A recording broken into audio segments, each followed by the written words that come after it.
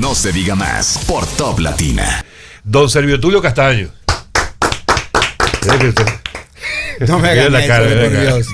No, acuérdense que yo soy tímido, ¿eh? Soy tímido. Gracias a Dios. Bueno, mis alumnos que están aquí lo saben. Sí. O sea que, Bienvenido. ¿Alumnos aventajados o...? muy aventajados. Cogí ahí. Muy aventajados. Anótate esa. Servio Tulio, vamos a empezar de una vez con los temas importantes. Que siempre ustedes me invitan, siempre que hay conflictos y hay debates sobre temas. Debe ser maraña, líder. Usted nos ayuda. Pero bueno, vamos a ver si viene la luz. Bueno, hoy en algunas portadas de los periódicos sale el tema de que próximamente será convocado el Consejo Nacional de la Magistratura, el nuevo Consejo Nacional de la Magistratura, en el que ya no tendrá la presencia del Procurador General de la República, sino que tendrá la presencia del presidente del Tribunal Constitucional, parte de la reforma constitucional recientemente promulgada.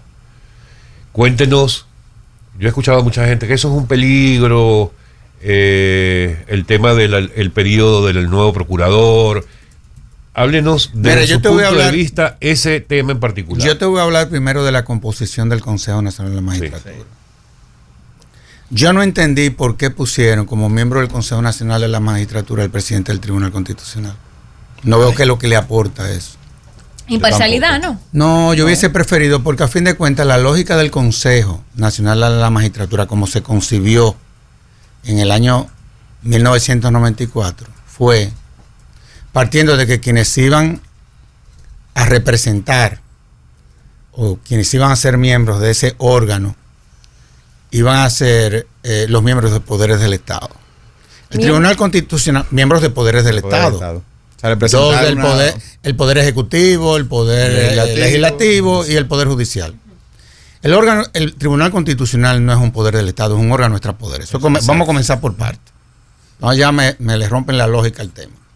Eso como tú pensar, como también tú introducir el Consejo Nacional de la Magistratura, gracias a Dios nos libramos de eso, de que el presidente del Colegio de Abogados o a una institución de la sociedad civil que maneje asuntos que tienen que ver con el sistema de justicia, como la FINJO.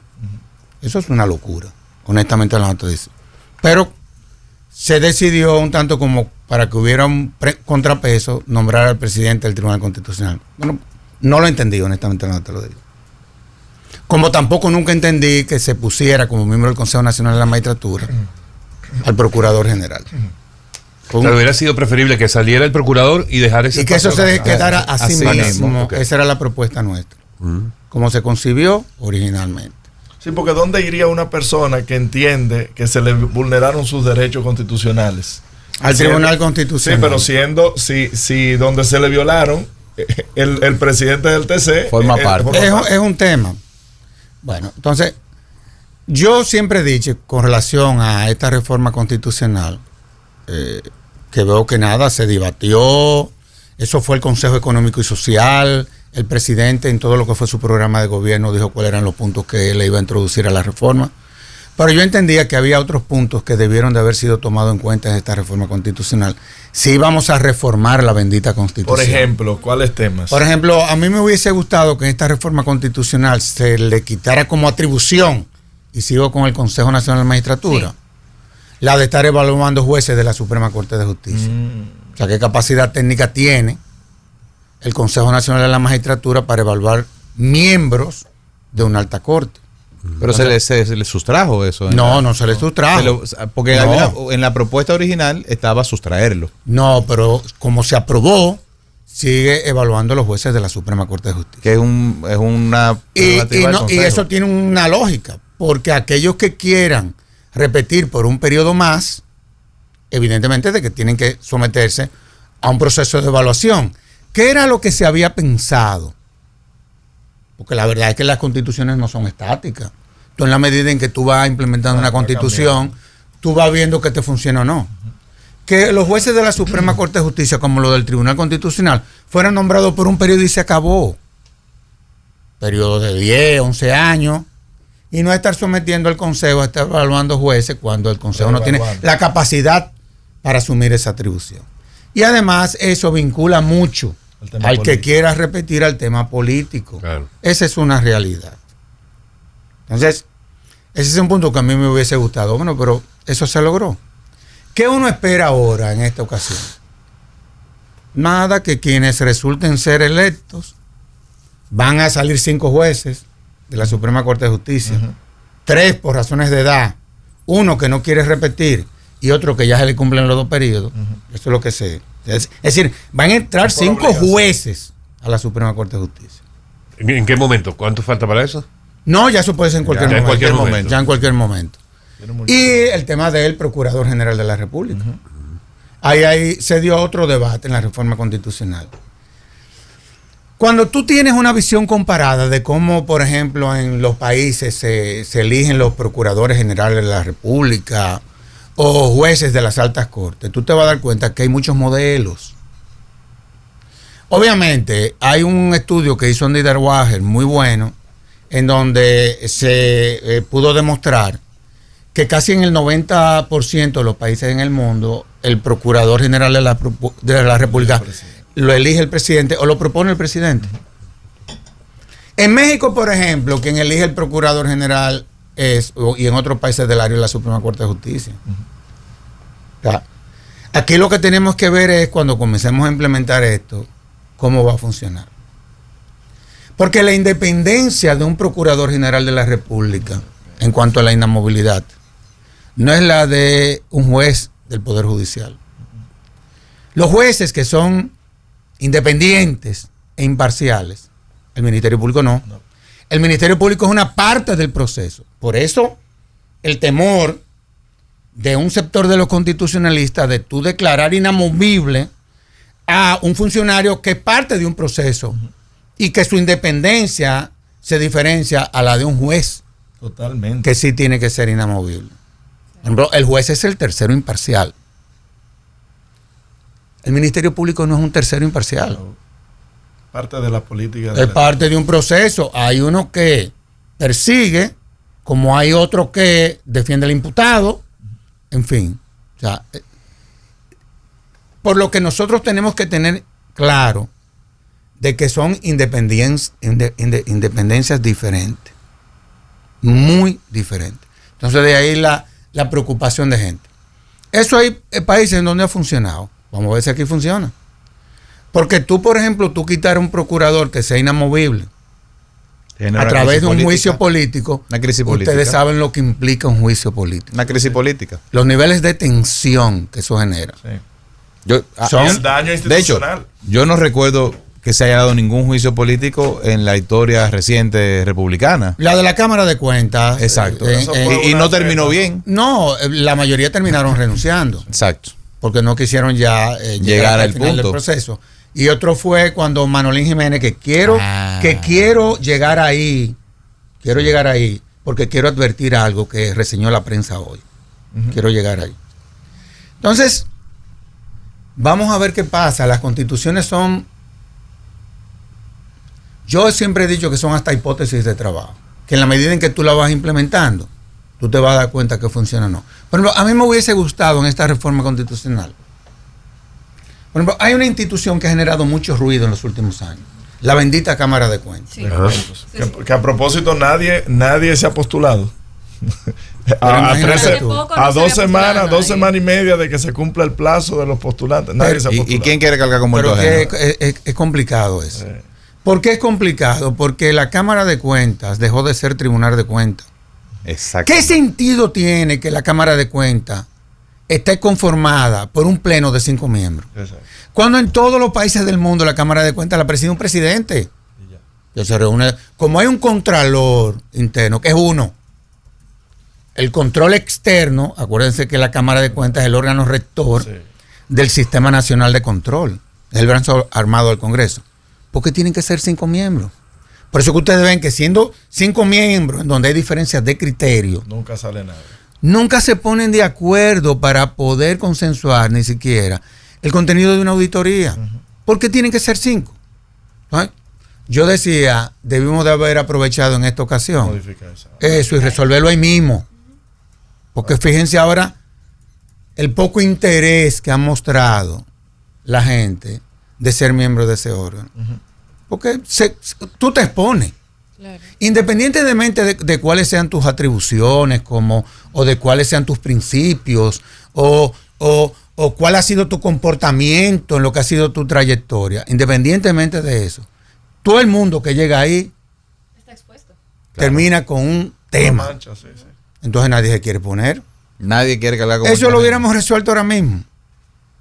Y yo quiero aquí decir, Ay, y Lo de quiero, Manolín. y fue por, no, y que va en ese sentido. Con el tema de que he oído a juristas de renombre, a quienes yo respeto, a quienes no estoy diciendo que ellos no tienen la razón, lo que yo estoy diciendo aquí es que yo no estoy de acuerdo con ellos, para que quede claro. Porque tú tienes que respetar también, la visión del otro. pero por supuesto que sí, esa es la democracia.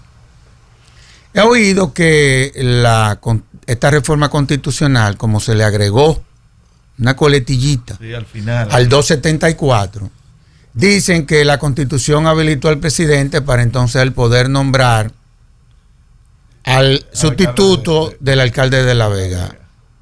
Eso no es lo que dice esa No. coletilla, ¿eh? Digo, para que no volvamos a meter al presidente en otro problema. Sí. De Que hay gratis. que hay muchos empujando. ¿eh? No, para que no, señora, los presidentes hay que blindarlos, hay que cuidarlos. Porque ¿qué fue lo que pasó?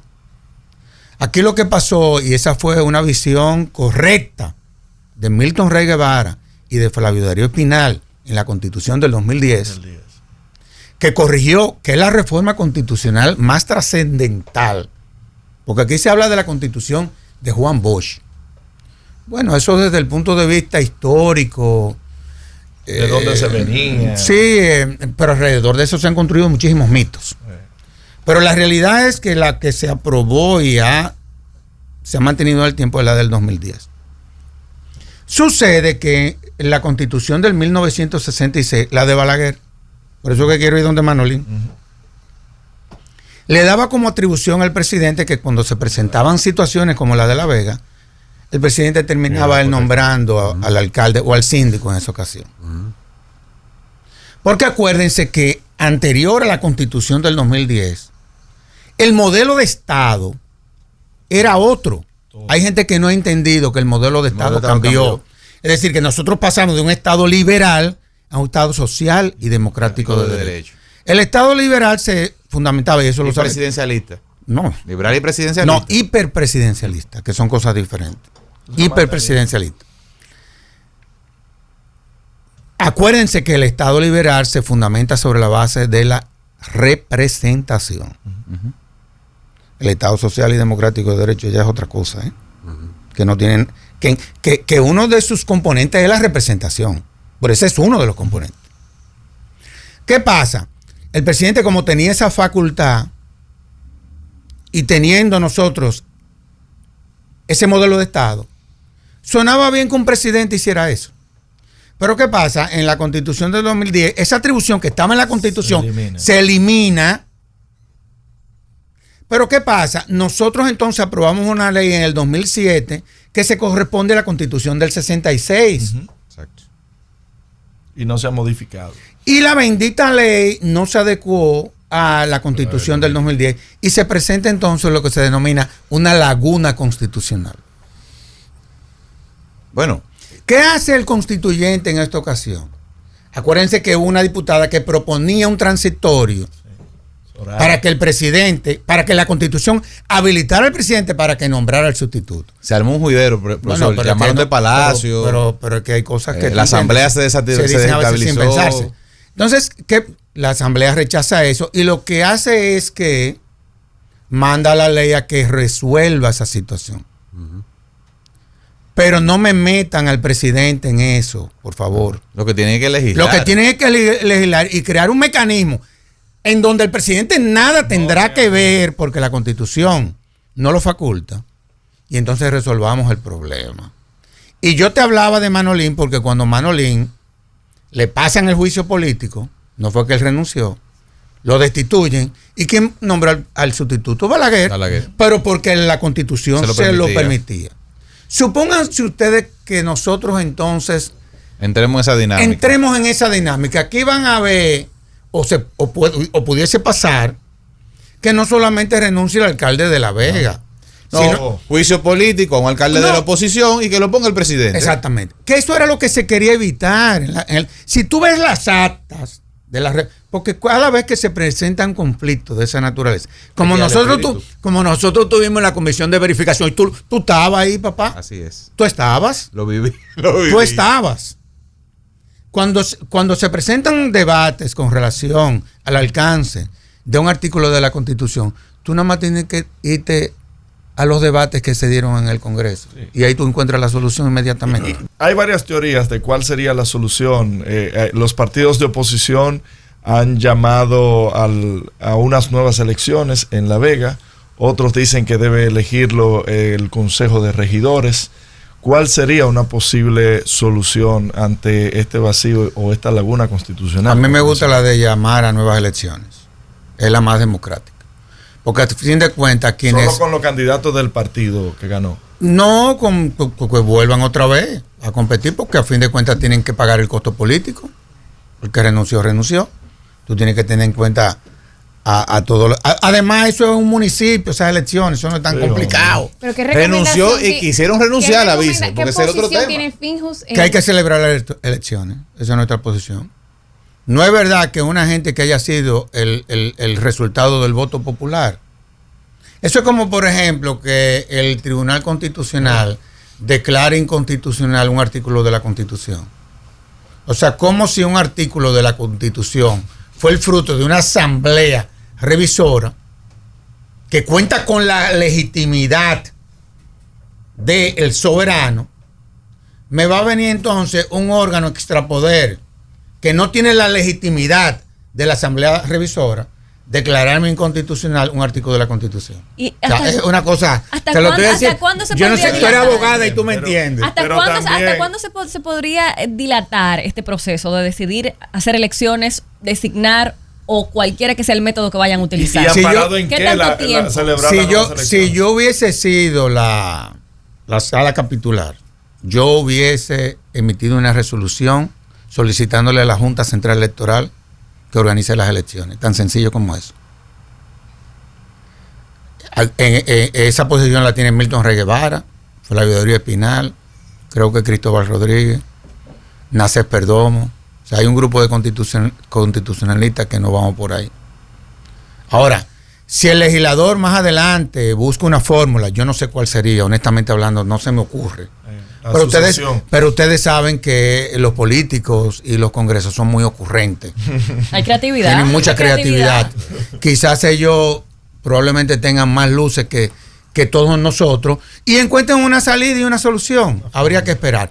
Pero eso hay que ponerlo sobre la bendita mesa y debatirlo. Ahora, lo que no podemos es dejar ni crearle al presidente de la República un conflicto más innecesariamente. Innecesariamente es una verdad. Porque eso sí es verdad que va a generar una crisis. Sí. Eso va a generar una crisis. Innecesaria. Que el constituyente, yo creo que con lo que le agregó al 274, yo creo que lo dejó bien claro de que finalmente él no tiene esa atribución. Sergio Tulio, para no salirnos todavía del tema de la reforma constitucional. Concho, pero vamos a seguir con eso. Vamos. Ya eso se debatió. Es que ayer escuché. Vamos ahora a esperar que se cumpla. No, pero todavía nos queda tiempo, tranquilo. Y con eso cerramos, te lo prometo. El tema de los famosos candados. Ayer escuchaba la opinión de un reconocido abogado, no voy a mencionar su nombre. Cuyas llaves yacen en el fondo marino. No voy a mencionar el nombre del abogado que hablaba ayer, pero es uno de los más reconocidos del país, diciendo que eso es una chercha prácticamente, no utilizó esas palabras.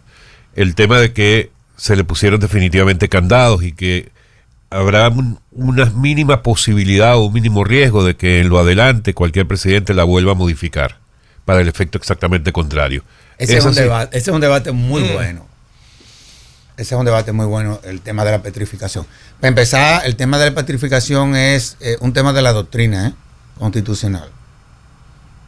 O sea, la doctrina constitucional es lo que nosotros, los constitucionalistas, escribimos, son nuestros libros fijando criterios y posición. Esa es la doctrina. Y tú sabes que existen diferencias de criterio. Así como hay quienes dicen que, con argumento, que va a ser muy difícil echarlo para atrás, así hay otros que dicen que así como se petrificó, si tú cuentas con una mayoría calificada, La despetrifica. y siendo el procedimiento de la reforma constitucional el mismo, tú entonces, haciendo uso de ese procedimiento, contando con una mayoría, tú pudiese cambiar eso. Eso es debatible, todo esto. Lo cierto es que yo estoy de acuerdo con, bueno, el tema del referéndum. Sí, eso. Ese es el debate. Sí. Que tuvo un transitorio Dígalo. también esta constitución. No, es que voy ahí. Para aprobarla sin referéndum. Voy ahí. No, entonces, ese transitorio, que fue una genialidad, y vuelvo al principio, por ejemplo, alguien pudiese decir, bueno, pero eso es inconstitucional porque no se cumplió con el procedimiento. Sí. De hecho, ya hay una acción iniciada, creo que ayer o antes de ayer. Sí, pero ahí eso no. Mejor no vale la pena. El mensajero era. No es eso son cosas que. Sigue su línea. Me rompiste. El esquema. No. Lo que pasa es que yo leí eso y la verdad es que. Sí. Pero el referéndum. Pero después Dios. Sí. Pero ¿qué pasa? Entonces se pone un transitorio en donde lo que dice es que la Constitución no puede ser sometida a referéndum. Sí, no aplica. Pero ¿qué pasa? Ya el Tribunal Constitucional dice que no puede declarar inconstitucional un artículo de la Constitución.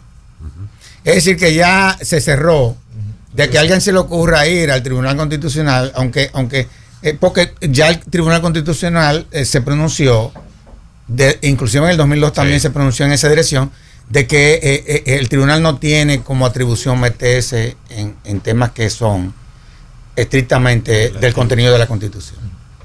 El tema es, bueno, pero entonces, ¿cómo se cambiaría eso? Habría que esperar, eso habría que dárselo al tiempo. Lo que sí es que, por ejemplo, a mí lo personal,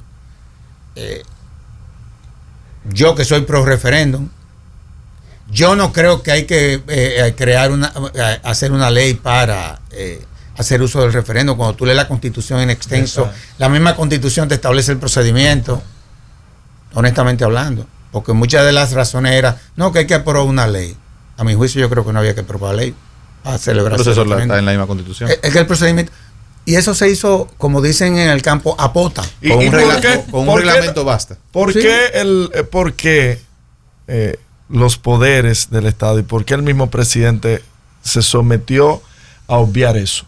Porque si tú tienes mayoría, ganaste con un 58%, bueno, aprobar o llamar a un referendo, obviamente, de que iba a tener la Pero favorabilidad. hay quienes plantean de que habiendo el país salido de una elección, someter al país a otra. Esa es una de las razones.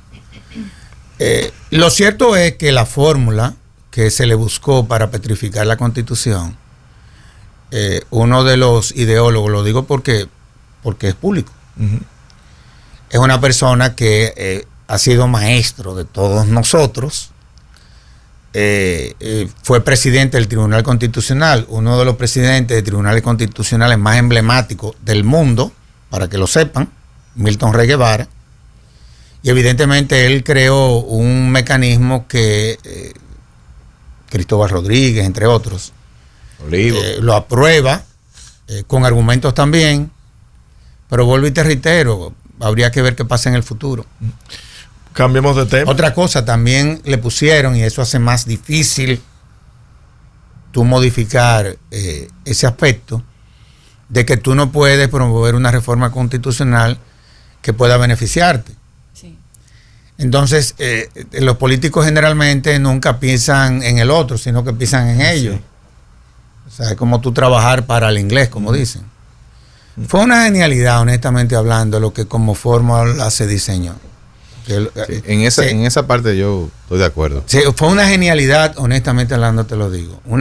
Porque fue que lo trasladaron un aspecto de un artículo a otro artículo de un artículo que no era pétreo a otro artículo que sí lo es, te crean la fórmula de petrificación y para bien o para mal, entonces también te aprueban el transitorio. Para mí eso fue una genialidad. Profesor, cambiando de tema, hay, porque esta no es la única reforma, hay 13 sobre la mesa. Una que no pudo pasar por lo traumática que era, la fiscal, bueno, la constitucional que ya la hemos debatido, la laboral que ya está depositada, pero parecería que el ritmo no ha sido tan expedito como se esperaba. Se habla de la de seguridad social, que supuestamente también se introduciría en las próximas semanas, no se sabe al final si se va a retrasar, y unas cuantas más. Abuelo de pájaro, ¿cuál es la posición de la Fundación con relación a este proceso de reformas? El hecho de que el CES no esté en el centro de la discusión como se supone que manda la Constitución, si realmente hay un ánimo en los entornos empresariales e institucionales del país para estas reformas. ¿Cómo lo ve la Fundación? Mira, el tema laboral, bueno, ya está en el Congreso, inclusive el Senado de la República va a convocar a vistas públicas la semana que viene. Sí, así es, eso es correcto. Hay un tema que es la cesantía que todos sabemos. Yo no veo mal que el sector empresarial siga insistiendo, porque el sector empresarial es una parte. Tiene toda la legitimidad y derecho de seguir debatiendo un tema que ellos entienden que les afecta. Claro. Eso no es malo. Ahora ya el debate es en el Congreso que se va a dar. Y a fin de cuentas van a ser los congresistas, que son los que tienen las atribuciones, quienes tendrán que evaluar las discusiones que se van a dar en las vistas públicas. ¿Ya eso está ahí? Eso está ahí. Yo lo que creo es que estas reformas las debiéramos llevar más al paso. O sea, las tensiones que se han creado es porque es que vamos muy rápido. Y tú con la reforma, tú tienes que tener cuidado, porque es que tú estás rompiendo. Cuando tú hablas de reforma, ustedes saben que nosotros somos reformadores.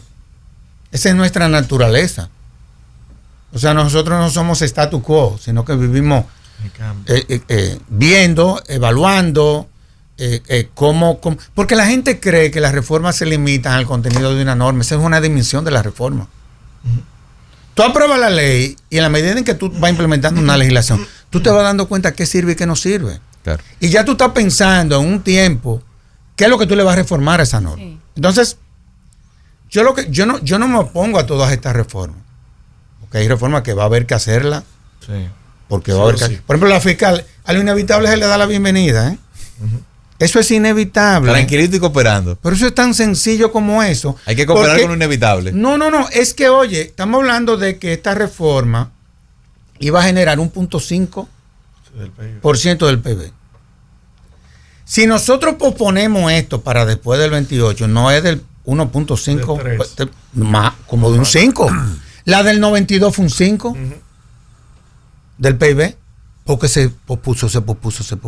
Y hay una realidad, la clasificadora de riesgo de nosotros cada vez están más atentos, porque es que está llegando un momento en donde la capacidad de endeudamiento, oye, no vamos a poder.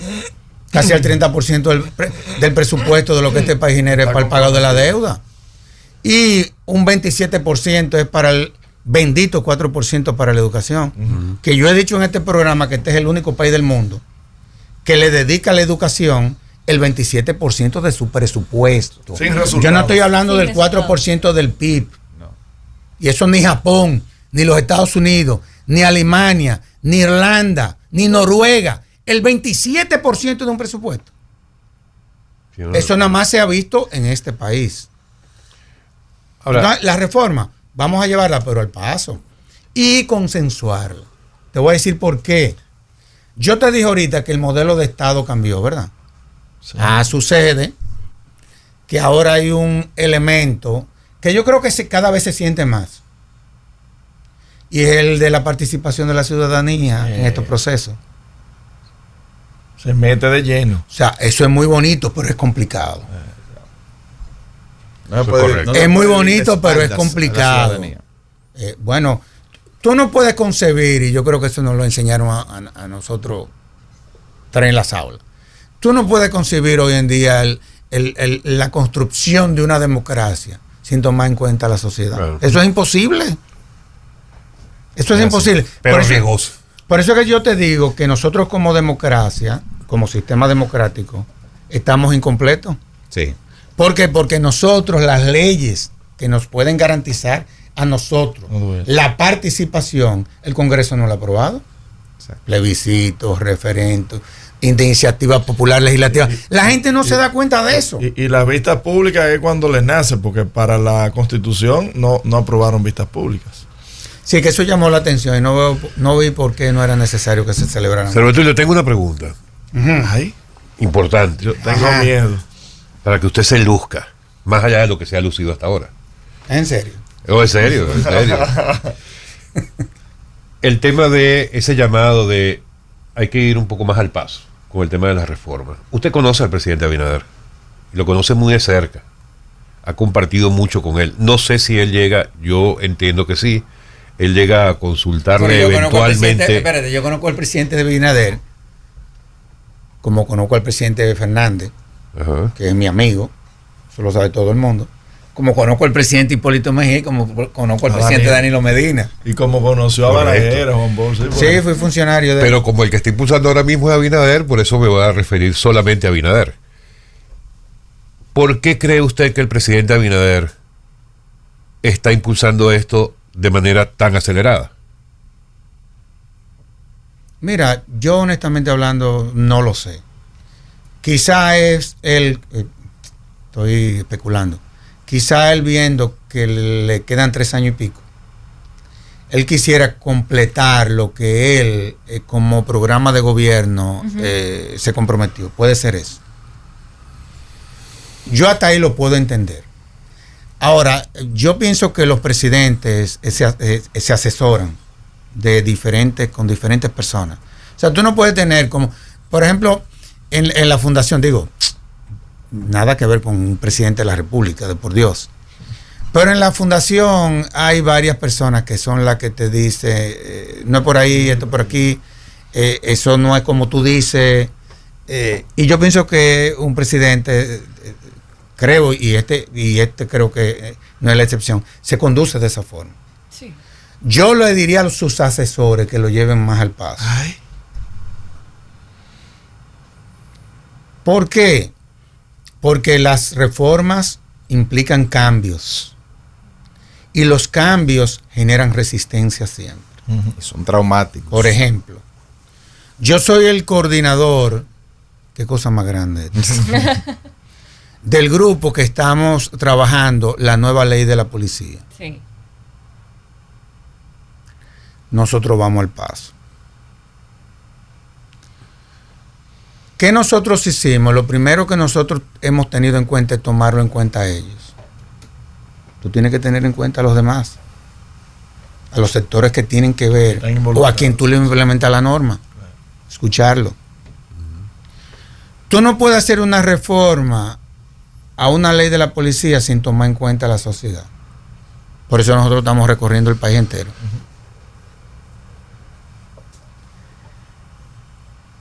Así es que se hacen las reformas. escuchando. Tú escuchas, evidentemente tú después plasma lo que tú entiendes que es lo correcto. Pero hay que escuchar un poco más.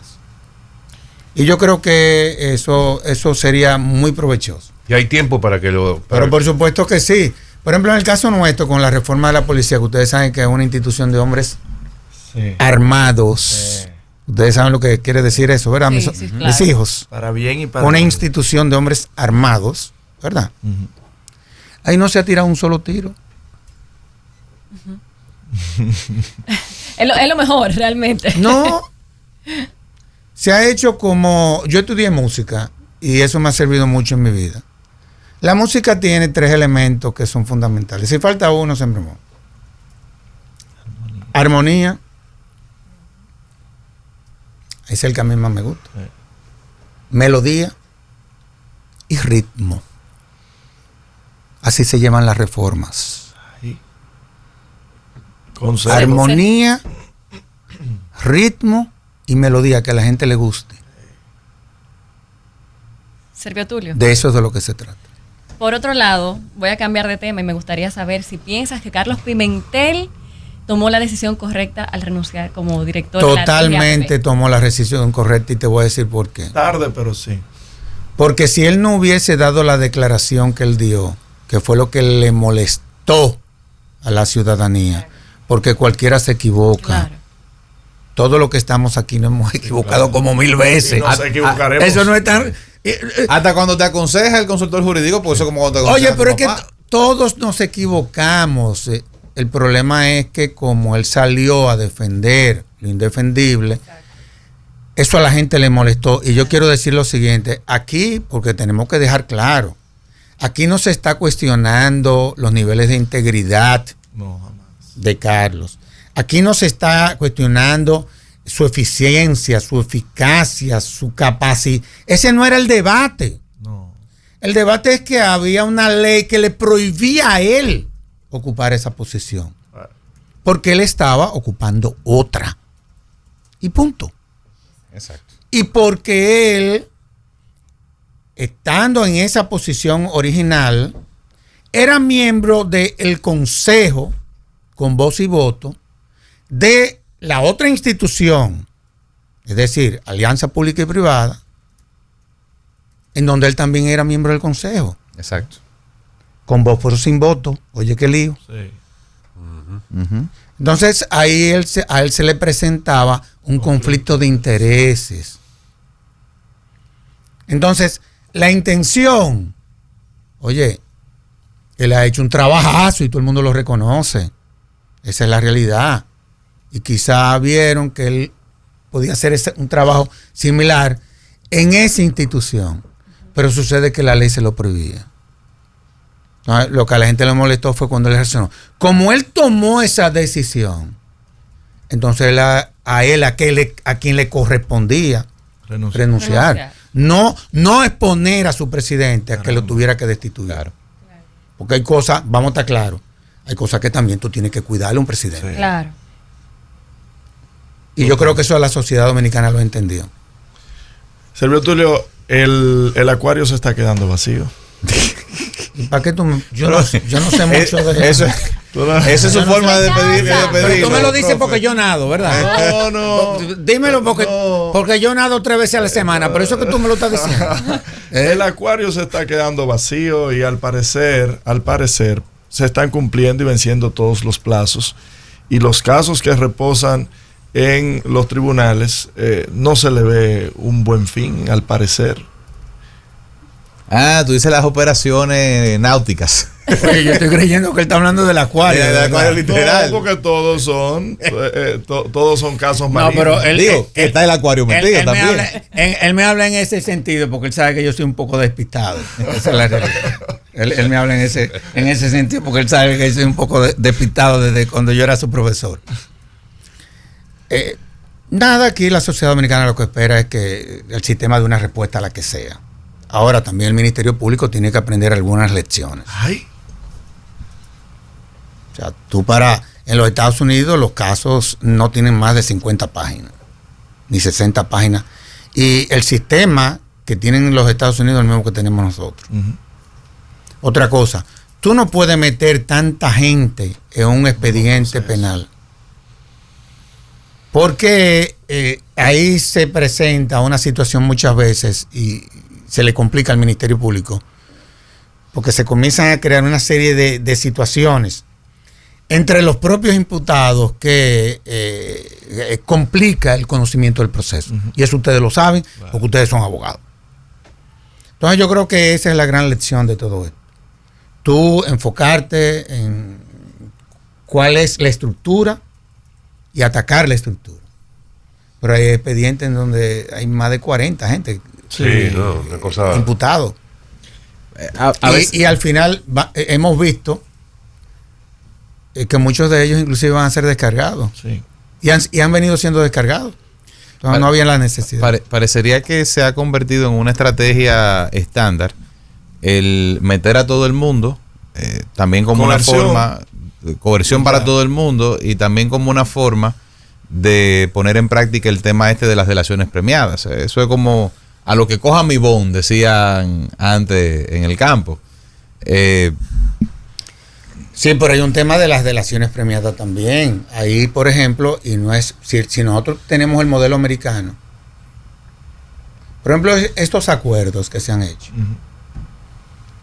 Oye, los acuerdos que nosotros hemos hecho también, aun cuando han sido validados por jueces, que son los competentes para validar esos acuerdos, desde la sociedad eso se ha llamado mucho la atención, de que los acuerdos se fundamenten sobre, mira, tú te vas para tu casa y no pasó nada. Tú te quedas en Europa y no pasa nada. Y tú tienes que por lo menos quedarte ahí 5 o 10 años. Claro. Tú ves, ellos te preservan. Hay gente en Europa, profe. Ellos te preservan parte del patrimonio, en principio, que fue el producto de la actividad ilícita. Te la preservan para lo siguiente, para que tú cambies tu identidad, para que tú te puedas ir a la China a vivir por allá. O sea, te sacan del sistema. Tú habiéndole delatado todo lo que era la estructura criminal, te dicen, mira, tú te vas a quedar aquí unos años preso, pero nosotros te vamos a preservar esto. Pero aquí lo que se ha visto y es lo que la gente le molesta es que te mandan para tu casa a disfrutar tu... y te dejan, ¿te entiendes? Lo que dice el Ministerio Público, no ninguno de los que estamos aquí, nosotros no estamos acusando a nadie, ni tenemos como atribución, ni tampoco nos interesa. Ese problema de los actores, ellos que jueguen su rol. Así es. Pero esas son las cosas que llaman la atención. Servio Tulio, muchísimas gracias. Como siempre, un lujo tenerlo por acá a ustedes. No dure tanto para volver. Atención RTN Digital, que de ahí salieron como 10 titulares por lo menos. No lo asuste así. No, pero buenos. Ya yo vi. Llamados. Ya yo vi que yo no voy a dormir bien esta noche. No, señores. No. Gracias, mis hijos, La verdad es que me siento muy orgulloso de esta juventud. Yo me imagino lo contento que tú te sientes con esto. A veces no tanto, Servio Tulio. Muchachos. Hay momentos de momentos, Servio Tulio. Sí que sí. Sí, está bien. Un día como hoy. Ahora, lo conozco desde que salieron de la escuela. Exacto. Oye, y la verdad es que... No, y no me conociste a mí en la misma época porque no viví aquí. Pero yo estoy más o menos en la misma generación. Hubiera sido alumno también. Te vamos a ayudar. Nada, un abrazo y gracias por la invitación. Amigo, vicepresidente ejecutivo de Finju, Servio Tulio Castaños con nosotros. No se diga más por Top Latina.